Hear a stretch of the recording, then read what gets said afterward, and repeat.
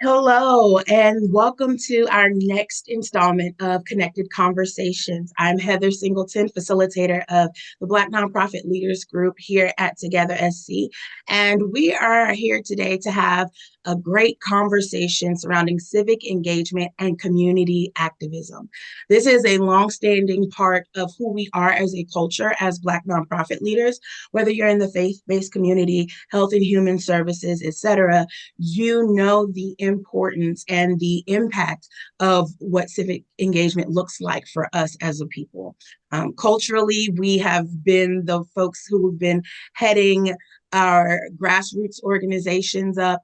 We're the ones who are a part of all of these engagement groups surrounding us geographically or based upon specific interests. And we are here today to have a conversation surrounding that. So first, I would like to throw it over to Tramice Carter, the leadership team chair of the Black Nonprofit Leaders Group. Good morning, everyone. I am Tramice Carter, and once again, I am the chair of the Black Nonprofit Leaders Work Group. Just excited to share this space with you all and opportunities that we are able to bring to our Black nonprofit leaders to help uplift the community, and excited about this topic. And I know I won't be on long, but I would like to touch on at some point the youth engagement aspect. As you know, some of my prior work was around youth engagement and just engaging some of our younger leaders in civic and community engagement. Okay, awesome. So thank you so much, Tramice, for that introduction of yourself.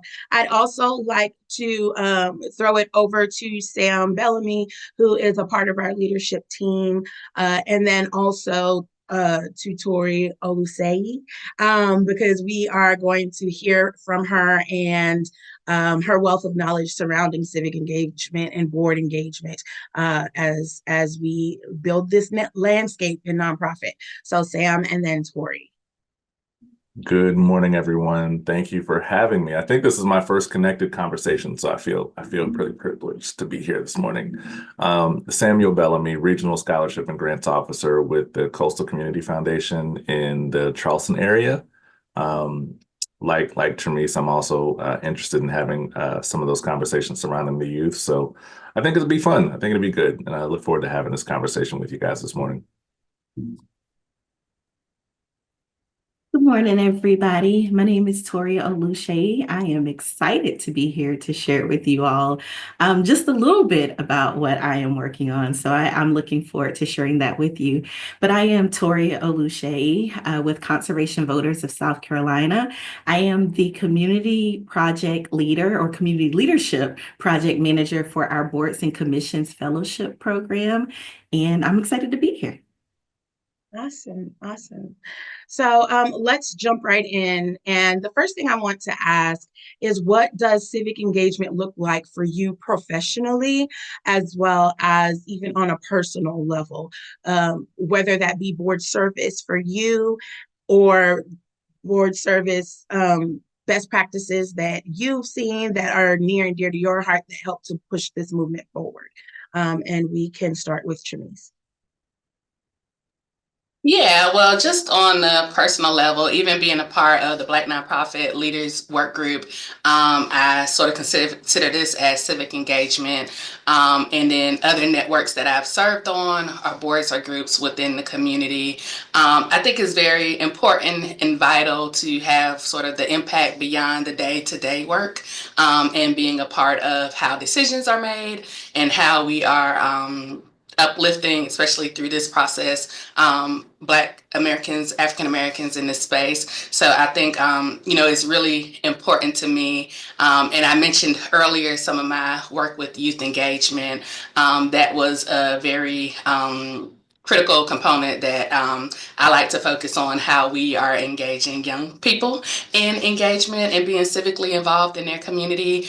And I think there are lots of opportunities to do that. And I think of some of my work at Holspire, where we were training youth advocates. And although I'm no longer in that role, I see some of those young folks have started to move into board positions at that organization.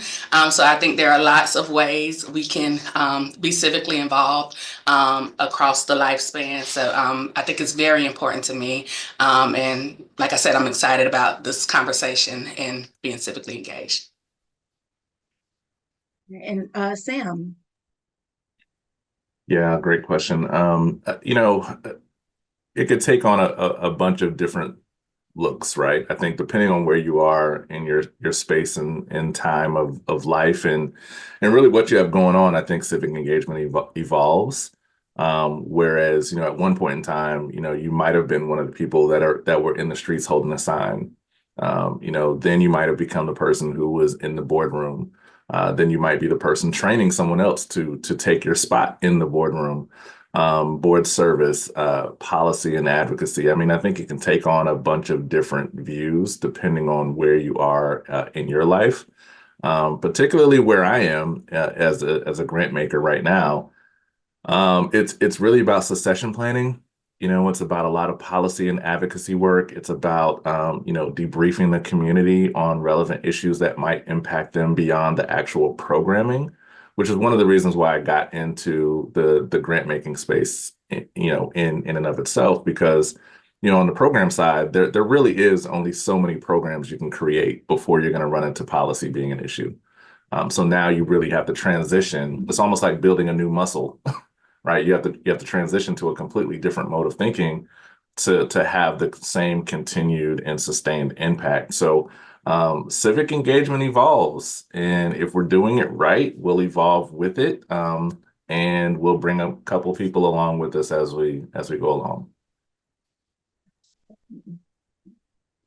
Sam, you are 100% accurate when you talk about programs and policy being the issue, which is one of the reasons that I'm sure Heather invited me, because the program that I work for, or that I'm working on at Conservation Voters of South Carolina, is about helping community members advocate for the equity of their area within environment, social democracy, and justice, for everyone in a marginalized community. And so when I think about civic service, there's so many ways that you can do it. Of course, we know voting is one. That's one that can never be overstated. Volunteering is another in communities to help those marginalized communities. But beyond that, as you said, serving on boards, being an advocate and helping those communities be their own best advocate can be really helpful. And so those are just some of the ways that I think, with the goal of really ensuring that we are influencing people in a way that they can continue to help build their communities in a way that's reflective of the community members there. So yeah, there's so many ways you can do, but those are just a few that I could think of as well. I think, Sam, you referenced this notion of lifting as we climb. And even as we build out succession planning, and we're making sure that we're engaging younger folks who are new to the world of advocacy, or new to even being voters, on what this engagement looks like. Could you guys both expound upon what it means to be prepared for civic engagement, especially in these times? And what are we doing right in South Carolina as we are, y'all are both laughing. Yeah, what are we doing right in South Carolina? And what are some areas of opportunity and areas of growth that we could have surrounding civic engagement? Yeah, I don't think we talked about this before we hit record, but I was thinking to myself there was going to be like no bombs and stuff, like we're not causing any problems. But Shake the table, Sam. Shake the table. okay, so tackling each one of those thoughts one by one, I think as a brand new voter, one of the things that I wish I had, as a freshly minted 18-year-old registering for selective service and all those other things that they told you had to do. One thing I would have loved to have seen is more voter engagement and education before I turned 18. I feel like with most campaigns and things of that nature, it's really focused just on the people who can vote right now. Not understanding that in order for me to be an educated voter, you needed to talk to me at least 3 or 4 years prior to my first vote. I think there's a lot of kind of miseducation and really a lack of energy around voter engagement for young people who can't actually deliver a vote for a person right now, which is, I think, where we lose a lot of individuals. Other campaigns, other individuals, other sides, depending on what side of the coin you are, they almost engage at birth. Like it's almost an indoctrination of thoughts, of ideas, of a continuation of a way of life that you might see your parents living, so on and so forth. So it's almost like a rite of passage for voting and being engaged. And it's just something that you don't see very often in the Black community, unfortunately. So I would like to see something like that changed. Similar to, how we even got into this nonprofit space, this grant making space, when we were in school, I didn't even know that this was a career field. I think if there was a career day where a program officer or a CEO of a community foundation came to the high school and said, "Hey, did you know that you can impact your community in this way? You don't necessarily have to be a lawmaker, or you don't necessarily have to be a lawyer or a police officer." Um, so I think engagement with young people needs to be more intentional. I think that's probably an area of opportunity that we can have. I don't necessarily think that we need to be throwing up opportunities to be engaged when it's a life or death situation, which is what it feels like it's been for the last two elections. Um, so I think those are areas of opportunity for us, especially when we're engaging young people. And then beyond that, I really do feel like we need to do a better job of year-round engagement versus just selective, like quarterly situations. Those are some areas that I would like to see us improve. Other than that, I mean, I think we do a pretty good job of like engaging, who we feel to be as influential folks who would be able to spread the word and kind of get people excited about it. But I think we're past excitement. Like, I think we need to move past this polarization of my favorite celebrity is voting this way or my favorite celebrity cares about this issue. And we really have to get back to being granular to say your neighborhood depends on this. Like your community depends on your engagement. Your school depends on your engagement, because it's even past national or countrywide elections. It's really about your local politics as well. So those are just areas, right, that we see that there's a need, that we've kind of tickled with engagement a little bit, but we haven't been very intentional about it. So those might be also some areas of improvement that I would see as well. I agree 100% with everything you said. And to really hone in on something that you mentioned, it's about local communities and making sure that our youth and our citizens are involved in their local communities. As I as we take a look at what's happening at the White House, often people are looking at our Congress, for example, on the Hill, and they're looking to them to make laws. Well, at the end of the day, they are making less and less laws and passing them on to our General Assembly here in South Carolina. And then the General Assembly is doing exactly what they hate that the federal government is doing it, and they're pushing it down to the counties and to the municipalities, so that your town, city, and county government is now having to create policies, which is where boards and commissions come in. Most boards and commissions are non-elected positions, and they are people who just have a good resume. You don't have to necessarily have experience, but have a stake in your community, and you care about your community to then apply for these non-elected positions to help shape policy in your community. And so all of what you said, I co-sign on, but I'm going to help Heather out as we smiled about one thing that South Carolina is getting right. I'm going to throw it out there and just say, you can't be what you can't see. And our voters have at least put some young people in the General Assembly. We do have Representative Jermaine Johnson. We do have Representative Hamilton Grant. We do have Representative Kimbrell Garvin. We do have women. We have Senator Tamika Isaac Devine. We have Senator Margie Bright Matthews.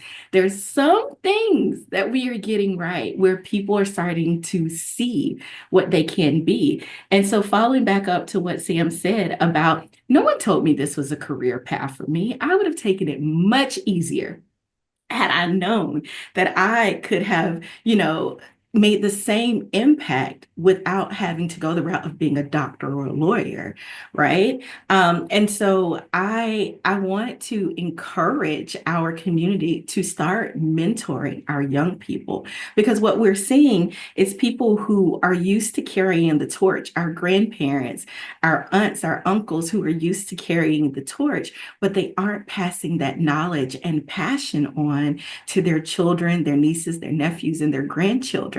So we have a generation, or maybe multiple generations, of young people who aren't recognizing how important it is to not just vote for the president, because that's what's sexy, right? But to vote in your local election. Who is on your county council? Who's on your school board? Who are the people that are on your zoning board, right? Those are the things that make the difference in your life when you're frustrated about the fact that it's been 30 years that a subdivision has been there and they still don't have a sidewalk. It's because your planning and zoning commission hasn't yet talked about it and no one's talking to them about it.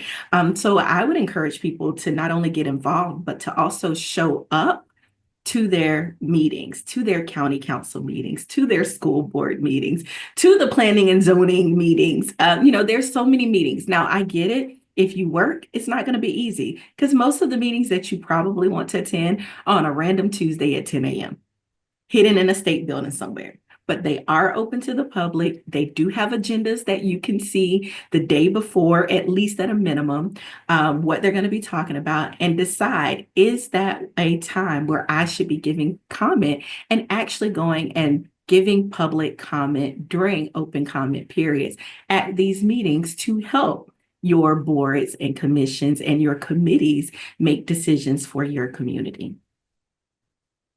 Yeah, I think that is great. Like, you both hit the nail on the head. It's almost like planting a seed. Like, we want the fruit immediately, and it takes time to cultivate. And what better way to cultivate than to start with our young folks who are needing to know how to be civically engaged, because things are happening, policies are being created surrounding them all around, but nobody's telling them about the impact. Nobody is telling them about the importance of being engaged and letting their voices be heard. We like to amplify things on social media and air out those grievances, but how do we fix the thing? Right. And if we're talking about fixing the thing, it's going to take some actionable steps in order to really do that.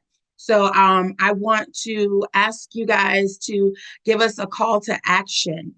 And I can throw it on, and do it first. But the call to action in this season, as we wrap up election coverage, as we wrap up the 2024 year, as we look towards 2025, what is a call to action to folks? And this is where you can shamelessly plug any resources that are available or anything that you think would be a great tool for someone who is interested in civic involvement to really take part in. For me, we're at the holiday season already. Thanksgiving, as we record this, is next week. So I would implore folks to have tough conversations, not necessarily having to be politics and all that jazz, but having the conversation around engagement and what that looks like as we go into Thanksgiving and Christmas and New Year's and Hanukkah and Kwanzaa and everything else in between, having these conversations with your loved ones about what civic engagement looks like, what activism might look like, what policies are being shaped in your neck of the woods that may have an impact positively or negatively on your immediate future. So I will toss it to Sam and then Tori for call to actions and final remarks. Yeah, thank you. It's a great way to tee that up. A resource that I would share. There is a brilliant young lady out there named Dr. Tiffany Manuel. She wrote a book called Strategic Case Making. It's the field guide to building public and political will. I think both now and going forward, I think a lot of this is a case of building public and political will. Do you have the wherewithal to get into this fight? Do you have the conviction to continue when it's hard, right? So for my experienced leaders who have been in leadership for a long time, I know in talking to them, some of the struggles that they have is that they have young people that want to be involved, but they don't believe that they are in a place where they can hand that torch off. So they hold on to it a little while longer. On the other end, we have young people who want to be involved, but they're dealing with those experienced individuals who feel like the way they used to do it was more impactful, and the way that you're trying to do it now isn't going to work. So they don't, they're butting heads. I would encourage everyone to get to the point where we are working together in this handoff, in this transition of power, really. In this, when it comes to engagement, civic engagements, but particularly, I think there were strategies and there were things that were used that were great for a specific period of time. We're in a brand new day. We have brand new tools, brand new resources. Information moves at the speed of light. So I do think we need to adopt new strategies, right? It's like gone are the days where we can just say, hey, let's send out a bunch of, flyers in the mailbox, right? Social media is a tool. But at the same time, we also have to understand that at the end of the day, knocking on doors is still very, very powerful. And it may take longer, but that face-to-face interaction, that trust building, you can't overlook that for the sake of speed. So I need our experienced individuals to gently instill that into our younger folks, and I need our younger folks to heed the warnings of some of our experienced folks to say, hey, there's some mutual ground that we can have here. And at the end of the day, if we work together and we strengthen our public and political will, we can see some change happen sooner than later. So my call to action is to bring both groups to the table, because right now we're very separated. It is very old school versus new school when it comes to civic engagement, when it comes to any type of engagement. I would love to see those tables get shorter and those doors open a little bit more for conversation. I'm going to co-sign on what you just said, Sam. I agree with that. And I want to add with my call to action in helping create that pool of qualified young leaders is going to be most important, with the goal of hoping that someday they will serve in a higher leadership roles within their community. And so oftentimes I think we all are thinking the most important person has to be the president of the organization, right? Or the president of the council, the chairperson of the council. Yes, that is an important position, but there are more important positions within that cabinet or on that board. And so I think there's space for everyone. We just have to figure out where people can fit in. Young people can sit on those same boards and commissions and have just as much impact with what they have learned today, just as much as our senior citizens can have an impact with what they have experienced and their wisdom, right? And so I think there's room for everyone, and I think we just need to make and create that space. which is why I'm going to shamelessly plug the Conservation Voters of South Carolina Palmetto Leadership Academy. I am the project manager of this program where we are helping build those leaders, both young and old, helping them understand parliamentary procedure and how to properly run a meeting, helping them understand open meeting laws and how our local communities work, whether it's your municipality and your county, along with state government. What do all of them do and who's responsible for what? And so helping build that bridge to communities and helping people serve their communities through boards and commissions is really what I am passionate about. And that is the purpose of the Palmetto Leadership Academy. So my shameless plug is all those people who he's talking about, send them to Conservation Voters website for the Palmetto Leadership Academy. We have a cohort starting early next year. Go ahead and send those applications in, or even make a recommendation, and we can reach out to them. But there are people, I can think of an example of a young lady who our staff member just talked about a few weeks ago in a staff meeting. He met a young lady who was outside of a park picking up trash, and she picks up trash every Sunday at this park because she says people litter. To me, that is a community leader. That's a person who I want to be sitting on a board and commission, not a lawyer, not some transplant who, just doesn't want to hear noise, or, they want to make it better for them because of some experience they've had in another state. I want the people who are invested in their community. Those are the community leaders that I care about, not the noisy ones. It's the ones that are quietly doing the work, and they deserve to be making the decisions and have the influence and power of our local community. Awesome. Well, Sam, Tori, thank you guys so much for joining me in this conversation that connects us all and helps to make us all better.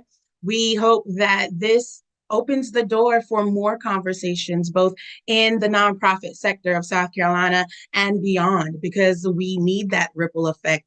Once quality information on civic engagement is shared, now it's time to share it with others and see what activism looks like for us, and see what voting and being a part of boards and commissions looks like for us. So we implore you guys to connect with those who are in your local areas and really help to push policy and change forward, because we are our brokers in the room, as Quenisha Frazier has eloquently put it before. Sometimes when you are at that table, the proverbial seat of the table, you are the broker for the community that you are connected to, because you have to be that voice. So we, again, implore you guys to not only get connected and be involved and engaged civically, but to reach out to others who are in our local communities who may have an interest or who may be seen as a leader, who are yearning to make change happen in a greater way.